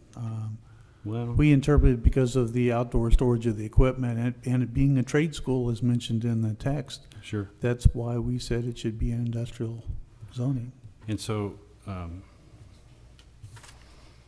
Mr. Brown, so when this was first proposed, the city said, you got to do this. That's what they told us. I don't really see that trucks are equipment, that this is storage of equipment, but staff interprets that falls in the criteria that he just mentioned. Sure. So, you know, I'm only here, the only reason we're here is because staff said, well, if you want to have a truck driving school in the existing GEHA building, you must zone the parking lot I-1. And so that's the only reason that we're doing it. But it's not in the building. They're not related. They're not related. You can have the truck driving school in a C2 zoning district in the GEHA building. Because they wish to do warehousing and other things that required the C3, that's why the GEHA building was zoned C2 or C3. That's what the request was. It has nothing to do with this parking lot. It's a different issue. Can you put the zoning map back up again, please? They could have the school itself in the GEHA building and then drive to unincorporated Jackson County and have the driving part. So they are related, but they're not necessarily tied directly together. What you're saying is just the request of storage on that. Well, that and we believe that the driving of the round was as part of the trade school was an activity that should require the industrial zoning. I think it's the operating of the truck. Mm-hmm. Goes Yeah. against the UDO. But you could drive on there and restrict the hours, Not through zoning. not through zoning, but if, But here's the bigger problem that I see. It's truck aside. What I think the city's trying to say with Imagine Independence is that if that truck school went out of business, it didn't go like they thought it was gonna go, then that industrial zoning opens us up to God knows what. I agree. And And that what is I am trying to propose is that maybe you folks get together and figure out how to do this without changing the zoning. Leave it zoned the way it is. As an office zoning? It's office right now, just leave it alone. Or a Well, it was special a use parking lot for permit. employees is what it was. And that was the Well, lowest zoning classification they Right. could use for Well, that it's use. Yeah, I know, but it's the way it is right now. I just don't, I agree with the city. I don't want to see an industrial zoning on there. And we agree as well. My question would be, Stuart, could this be a zoning which is tied to a timetable, or is it going to be in perpetuity? No, we don't do zonings by timetables. I know the city previously did that years ago, but not anymore. Could there be a special use permit? Well, we would have to change the ordinance to allow for that. Special use permits are tied to specific uses. There's not just an overall, we can put anything anywhere with a special use permit. Some cities have that, we do not. Makes sense. I would like to hear someone on the city definitely tell me right now that there's no middle ground that can be found. Because if there's not, then the decision is pretty clear. But if there is, and delaying this to a later time so you guys can have time to talk, I would tend to want to do that. But if you say there's absolutely no way, then that's just an exercise in futility. Well, I So- guess if we could have something from the applicant or the potential tenant outlining how the business operated, where it was operated, how it, the whole information, and not just, well, we'll have a school there. Perhaps we could look at that so we could get more idea how it was to operate, and maybe something could be worked out. But just based upon some comments made at the meeting is just too hard to do. Oh, I agree. That's why I'm saying I think that maybe you folks should visit with each other and see if you can work something out. So we don't change the zoning to industrial. Did Charlie have a comment? Would you like to make a comment now, Charlie? Okay. Mr. Brown, are you open to talking with the city? Or Mr. Borders, are you open to talking with Mr. Brown, or somebody open to talking with somebody? Or not? Sure. Okay, thank you. Okay. Are you? Of course. Okay. We want to make this work. We're not open and talking to the city. We want to move forward. Okay, all right. We want to move forward. Okay. And so maybe something can happen between now and the city council. I don't know. But I was just informed that we want to move forward. We're not wanting to waste any more time. Okay, fine with me. Thank you. You're welcome. Is anyone else here in favor of this application? State your name and address for the record, please. Alan Hill, 923 Northeast Woods Chapel Road, Lee Summit. Okay. I'm the managing partner of the investment group that's buying this building. I've had it under contract the 24th of this month, 1 year. If this doesn't move forward and we get something done, Warner's going to another location outside the city. Time is very important here. Any other questions I could answer, I would be happy to. If your concern is about industrial buildings being on that parking lot in the back, it won't happen. There's not sewer access to the property back there. I've put them in the lower part of the parking lot. I'm retaining part of the parking lot for parking for the GEHA building.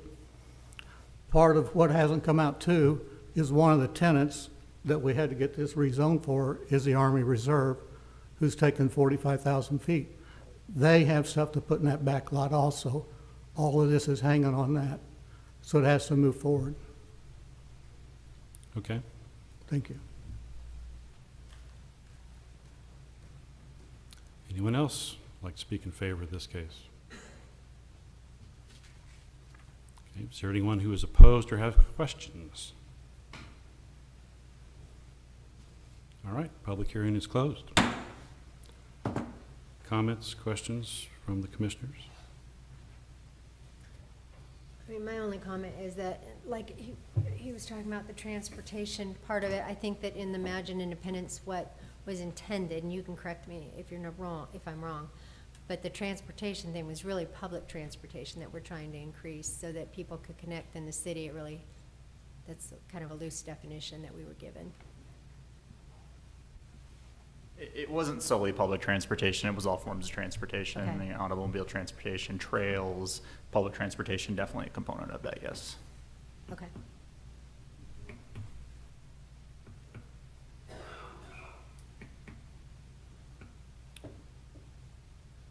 Well, if I understand correctly, we are just voting on this as a recommendation. It goes to city council. That's right. It's scheduled to go to city council, I believe, a week from Monday. Okay. Well, let's have a motion and the vote. All right, I make a motion that case number 18-100-12, the rezoning of 1100 North Atherton Road, be approved. We have a second. I second. Tina moved, Virginia seconded. Let's take the vote.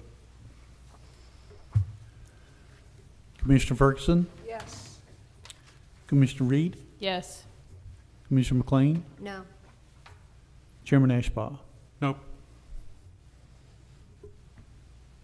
So, stalemate or deadlock or Yeah, moves on to council with our votes noted, correct? Yes, basically, yes. All right. Let's move on to the next case. Case number 18-175-02, Unified Development Ordinance Amendment Number 33, Accessory Buildings and Home Businesses. All right, good evening. Quickly going to go over the two sections of code that staff is recommending we make some changes to. First, on the accessory use setbacks. As I noted in the report that we had sent to you through the years, our Board of Adjustment has reviewed and approved multiple variance requests to locate accessory structures closer than the principal building. In your typical urban setting, you're always going to want those accessory buildings, the sheds, machine sheds where they are, located behind the front line of the building. With this code amendment, we are looking at changing that, especially on some of our larger lots. You'll see in here we did restrict it to both an RA and R1 zone property of over 5 acres in size. When you have that much more land, what you see in a lot of instances is houses with very large setbacks, 200-300 feet setbacks in some instances. That leads to an accessory building setback of more than that even, in a large front yard where there's a lot of space to put accessory structures. And sometimes based on topography and whatnot, that's where we get our variance requests. So through this process, we wanted to find some alternatives to kind of lessen some of the variance requests that we are getting on these, because again, they do come in quite often. We are proposing to, again, add language to where accessory structures on both RA and R1 zoned properties over 5 acres in size could be set back in front of the principal structure so long as those accessory structures still met that 50-foot setback. Does that make sense? So far, yep. Okay. So I'm going to leave off on the accessory structures and then I'll move to our home business changes. If you recall, we had a home business request the commission reviewed. It was late last year, I believe, for a dance studio. Situation was it used to be located at one location within the city. I believe mom and daughters had started this dance business. At some point, the daughter obviously grew up, got married, moved out of the house. Mom moved to a different house, so they needed to get a new home business request. Well, because the daughter no longer lived in the house, technically by our ordinance, she was no longer allowed to be part of the home business. When we saw that at the staff level, it kind of raised our eyebrows, and that's not right. We need to get that fixed. So we did look at some other municipalities' ordinances and how they handle that. There's quite a few municipalities out there that allow what they call a +1, an off-site employee. So we kind of had shifted our gear towards that. Now through this process, we did have another business that had come forward and did a little bit different type of a business, but it was a seasonal business where they had some employees that worked there seasonal, not really there all the time, but there at times, again, on a large lot. So we were again asked to kind of look into how we handle home businesses and kind of modernize, the kind of term that got thrown out frequently is to modernize our home business regulations to kind of match the Imagine Independence plan and the goals of that plan. At the same time, see what we could do to change some things. So a few of the things that we looked at through that process was adding or allowing for additional employees to be employed at home businesses. Some of the things that we looked at, again, in kind of, the core of the city here, where you have houses that are on, very, very small lots. Obviously on those types of lots, you do not want 6 employees employed at a home business. However, let's go back out onto the east side of town now, where you have some 6 to 10 acre large lots with large houses. Does it make a little bit more sense there? Possibly. So we added some regulations in here to allow for kind of a bonus of what I would say is for additional employees to be employed at this home businesses based off lot size. The one thing I do want to point out is, even though we do say in there that this can happen, it is solely to the discretion of the Planning Commission, the way we wrote this, solely the discretion of the Planning Commission to approve these. So somebody who's going to bring an application forward, for example, they'll say, okay, I want to have 5 employees employed at this. We'll write a report that says, okay, they meet, the acreage requirement and everything on that. At that point, the commission decides, should we allow this, should we not allow this? So it's not necessarily allowed by right in this ordinance, but it does give the commission the option to approve additional employees. Same thing, I believe, on the size of the allowance of the maximum floor area of the home business as well.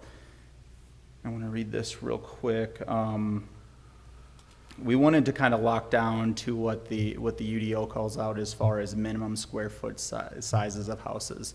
And it says that a 900 square foot for 1-story dwelling and 1,100 square foot for more than 1-story dwelling is the minimum. So we kind of wanted to gear that again to where you have a home, for example, that could be 3,000 square feet in size. Let's just say that's a large house, but it's definitely possible. To allow that house to, again, use more than that 25% area for the home business, so long as they're maintaining that minimum square footage. And again, like I said before, this is going to be something that, the way we have it written, the commission has the discretion to approve all of these. The last little piece on this that we did is we did update kind of the section that says what you can sell from a home business and stuff like that, again, to kind of match some modern technology, to kind of incorporate the internet into home businesses more or less. So with that, I know the section with the red lines and strikeouts are also included with your staff report, and if there are any questions for me, I would be happy to answer them. Could you please point out the language where it says that the Planning Commission has discretion? Give me 1 second, let me pull that up. I should have that up, and I apologize. I wasn't asking you. What's that? Excuse me, go ahead, Charlie. So if you look at, for example, the number of employees, on that number 3 there on what would be page 2 of this document, I believe, it states that the Planning Commission may approve a home business to allow 1 additional person living outside of the dwelling unit for every acre of land the dwelling unit sits on, up to a total of 6 employees. So where it says that the Planning Commission may approve a home business, that's where it gives the commission the discretion to approve these. So again, it's not saying that you shall approve it, it is giving you the discretion. And some of our thought process on that again was, we wanted to make sure that on some of these very small lots that this wasn't allowed to occur, so the commission can look at that and go, okay, wait, this is way too many employees. For this size of lot, you don't provide enough parking for this, stuff like that. So really allows you to kind of look at a site plan for a home business and make a decision based off all those factors. The city will still throw in their 2 cents, the recommendation? Oh, yeah, definitely. Okay. Any questions? Charlie? Comments? Okay. Thank you. Thank you. Yeah, miss motions, let's go. Do I make a motion that case? Wait. Oh, I'm sorry, my bad. Okay, sorry, I forgot about that. I have to I open don't up. believe you asked for opinions from the public. Do you have an opinion, Stuart? No, but I'm saying I have to for and open up against this- it. That's what I'm gonna do. I'm gonna open up is anybody here would like to speak in favor of this case? Okay, great. I'm glad I did that. Thank you. State your name and address for the record, please. Marshall Bear, 19315 Holkey Road, Independence. I'm really grateful for this consideration of updating the home business ordinance. We do have a seasonal business, and we hire in the past, where we just moved in from Utah, and we've hired local moms who wanted some extra money during the Christmas time to come in and stuff some envelopes. And so we've had about 4 or 5 or 6 at the most moms come in to stuff envelopes, and it's been real helpful for us and for them, a win-win situation.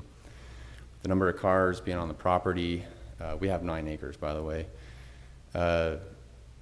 For them to come in, for 5 or 6 cars to come in would be less than, we have a lot of family in the area that comes over for dinner quite often. And employees coming into work would be less than the number of cars we have coming in for dinner on a Sunday.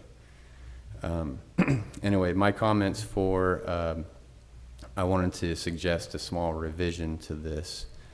And I've been told that this ordinance hasn't been updated for 30 years, so I'm grateful that it's being looked at now. So I would like to ask the commission to add clarification in section 3 about employees working on location. The intent of the document is to protect the character and livability of the neighborhood and the surrounding area. Therefore, it's implied that the regulations in the document are only talking about the home business property and don't refer to anything outside of that property. It doesn't need to talk about anything outside of that property. However, there can be some confusion in interpreting the language of the code.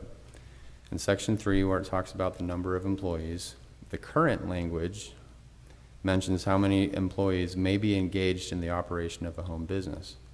And then with the update that Charlie's working on, it adds at any one time. In my business, I also like to hire people who work in their homes on their own computers. And when I went to the counter upstairs to ask about business licenses, I asked one person from zoning and another person from business licenses if I'm allowed to hire, as a home business owner, can I hire other people who work in their homes on their computers who would never come on my property? They both told me that they understood that that's not allowed. When I mentioned this to Charlie, he said we should probably add some clarification because he interprets the code to be specifying the number of workers on the premises. The whole article is tailored to what is happening on-site and not to what may be happening off-site in connection with the business. So the problem is there are different interpretations. So I propose that the words on the premises be added, or on location, or at the residence, so that there will be no limits imposed on outsourcing or hiring workers that don't come on the property that were not intended to be imposed. And thanks again very much for considering revising the code to meet modern needs. You're welcome. Thank you. Is there anyone else here who would like to speak in favor of this case? Is there anyone who is opposed or has questions? Okay. Public hearing portion is closed. Charlie? What say you, sir, about that? And again, and I kind of see where we're at on that. And I think there may be some different interpretations kind of, and again, and as I explained to Marshall on this too, you know, we can explain, or we can all interpret it one way right now. 20 years from now when there's another administration here, that can be completely different. The home business regulations, again, they're really set, they're kind of twofold to really kind of control what goes on a property. Obviously, we don't want large businesses taking over single family dwellings and stuff like that, but at the same time trying to create that level playing field. You're getting into a day and age where the internet's really taken over a lot of things. Businesses are able to work through computers, through email and stuff like that. I know a lot of people, I have a lot of friends that work from home. They have businesses that they do from home that where they're centrally located. The businesses are centrally located somewhere else, and they kind of work from their computer as they work through email and stuff like that. So to clarify that, you know, at any one time on the actual premises, I think that would be appropriate, and if the commission wants to, I have no qualms to adding that in there at all. Okay, just one question. I don't even know if it makes a difference. Could you actually have a home business with 1,000 people? No, because we did cap them at 6, I believe, I think is what we put it at. On site. But if they're all, only 6 on site, but 1,000 out in the, I mean, yeah, if you have a lot of people working from city? home and stuff like that, potentially, I guess you could, yeah. And again, I guess I turn the question back onto the commission: is there any concern if that's happening? Because again, the actual property in itself is not being affected by those people working from the internet. That's not my point. My point is, does it change it from being a home business, and does the city care about whether it's still a home business?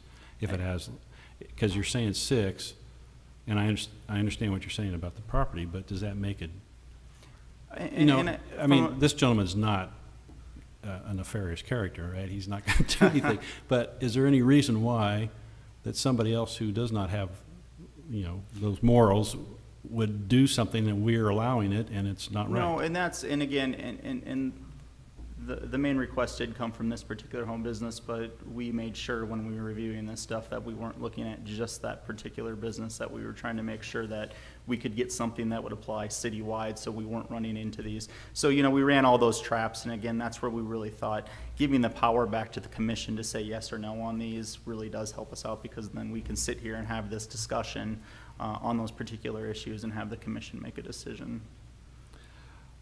Well, I think what he said makes a lot of sense. If you're willing to change it, that's fine. Just with the disclaimer that we don't want to do anything that is out of and real quick too, unlawful. the one thing I will add from the business license side of things, we charge business license fees based on gross revenues that the business itself generates. So if you have a home business that is operating from a house, has 1,000 employees, obviously it's probably generating quite a bit of revenue. With that, our fees still would reflect the amount of revenue they are collecting. So, okay. All right. Does anyone else have questions of Charlie? Nope. Comments? Motions? Do we need to word it before or Charlie's gonna do it? You gonna word it? Are you gonna word that? Is that something we need to do now, or? yeah, just through your motion, if you would direct us instead of as presented, just as amended.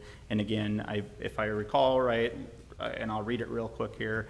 Number 3, we're saying only one person living outside of the dwelling unit and members of the immediate family thereby residing may be engaged in the operation of a home business at any one time on the premises. And then that same on the premises would be added to the end of section B as well. Correct. Okay. All right. Okay, then I make a motion that case number 18-175-02, the Unified Development Ordinance Amendment number 33, accessory buildings and home businesses, be approved with revisions. or as amended? As amended? As amended, Charlie? As amended, yes. As Sorry, amended. Sorry. Okay, thank you. Second? Second. Ooh, Cindy made a second. Okay, I believe we're ready for the vote. Commissioner Reed, Yes. Commissioner Ferguson, Yes. Commissioner McLean, Yes. Chairman Ashbaugh. Yes, case number 18-175-02, Unified Development Ordinance Amendment number 33, accessory buildings and home businesses has been approved.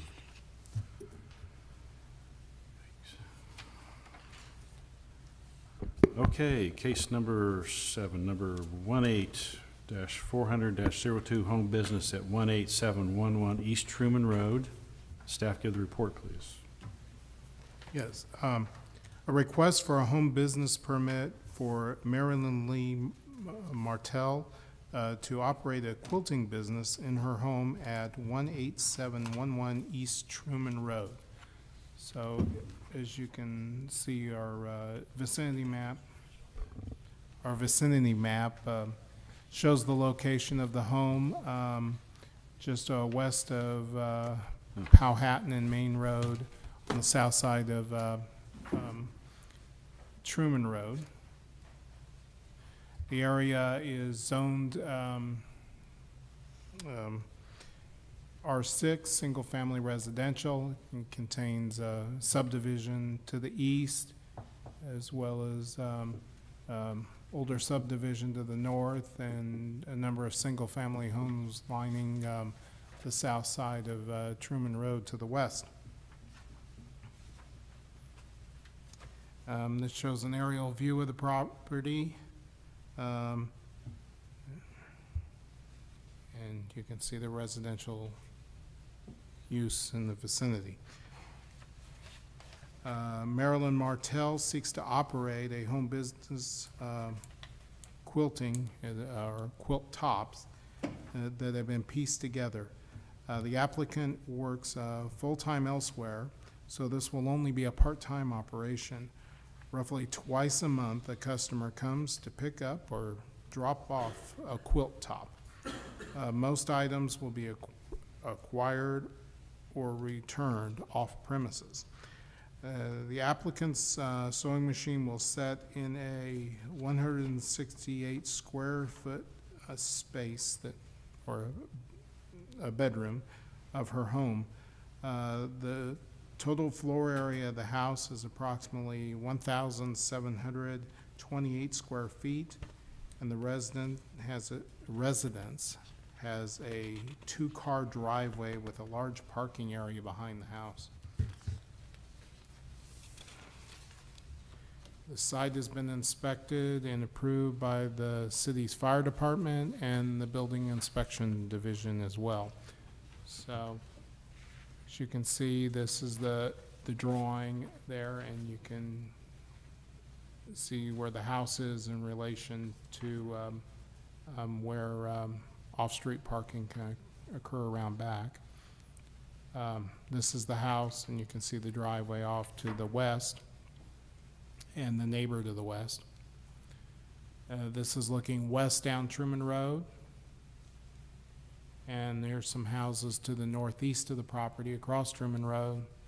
The adjacent subdivision off of Powhatan to the east. And this is the fence boundary area adjacent to the property. Staff recommends approval of the business permit subject to the two following standard conditions. That the business operate only between the hours of 8 and 10, and there shall be no more than 2 customers on the premises at any one time. Okay, thank you. Any questions of Brian? All right, would the applicant please come forward, state your name and address, which we see there, but for the record, state it, please. Hi, I'm Marilyn Lee Martell, and it's with 1 L, not 2. And I live at 18711 East Truman Road, Independence, Missouri, 64056. Thank you. Is there anything you'd like to add to what the city staff told us? I don't know what you need to know. They bring me the stuff. I put the sandwich together, quilt it, the quilting machine, and a lot of times I bring them home, or I will take them to them because I belong to quilt groups. Okay. People just get tired of waiting for their quilt tops. You know, if you give something, you know, that's, you put $200 into, and it takes you 3 to 4 months to get back. So since I bought my machine, a lot of people are asking me to do this. I want to be upfront about it. Sure. Smart, I'd say. Okay, and you're fine with the 2 recommendations that the staff asks you? Okay. Yeah, I work a full-time job. Okay. Well, thank you very much. Appreciate it. You can be seated. Is there anyone here that would like to speak in favor of this case? Is there anyone here who is opposed or has questions? Public hearing portion is closed.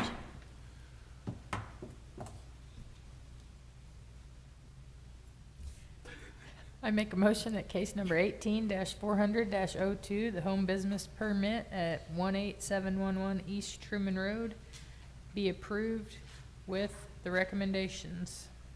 Thank you. Is there a second? Second. It's very generous of you. Thank you. Okay, we're ready for the vote. Commissioner Ferguson, Yes. Commissioner Reed, Yes. Commissioner McLean, Yes. Chairman Ashbaugh. Yes, case number 18-400-02, home business permit at 18711 East Truman Road has been approved. Thank you and good luck.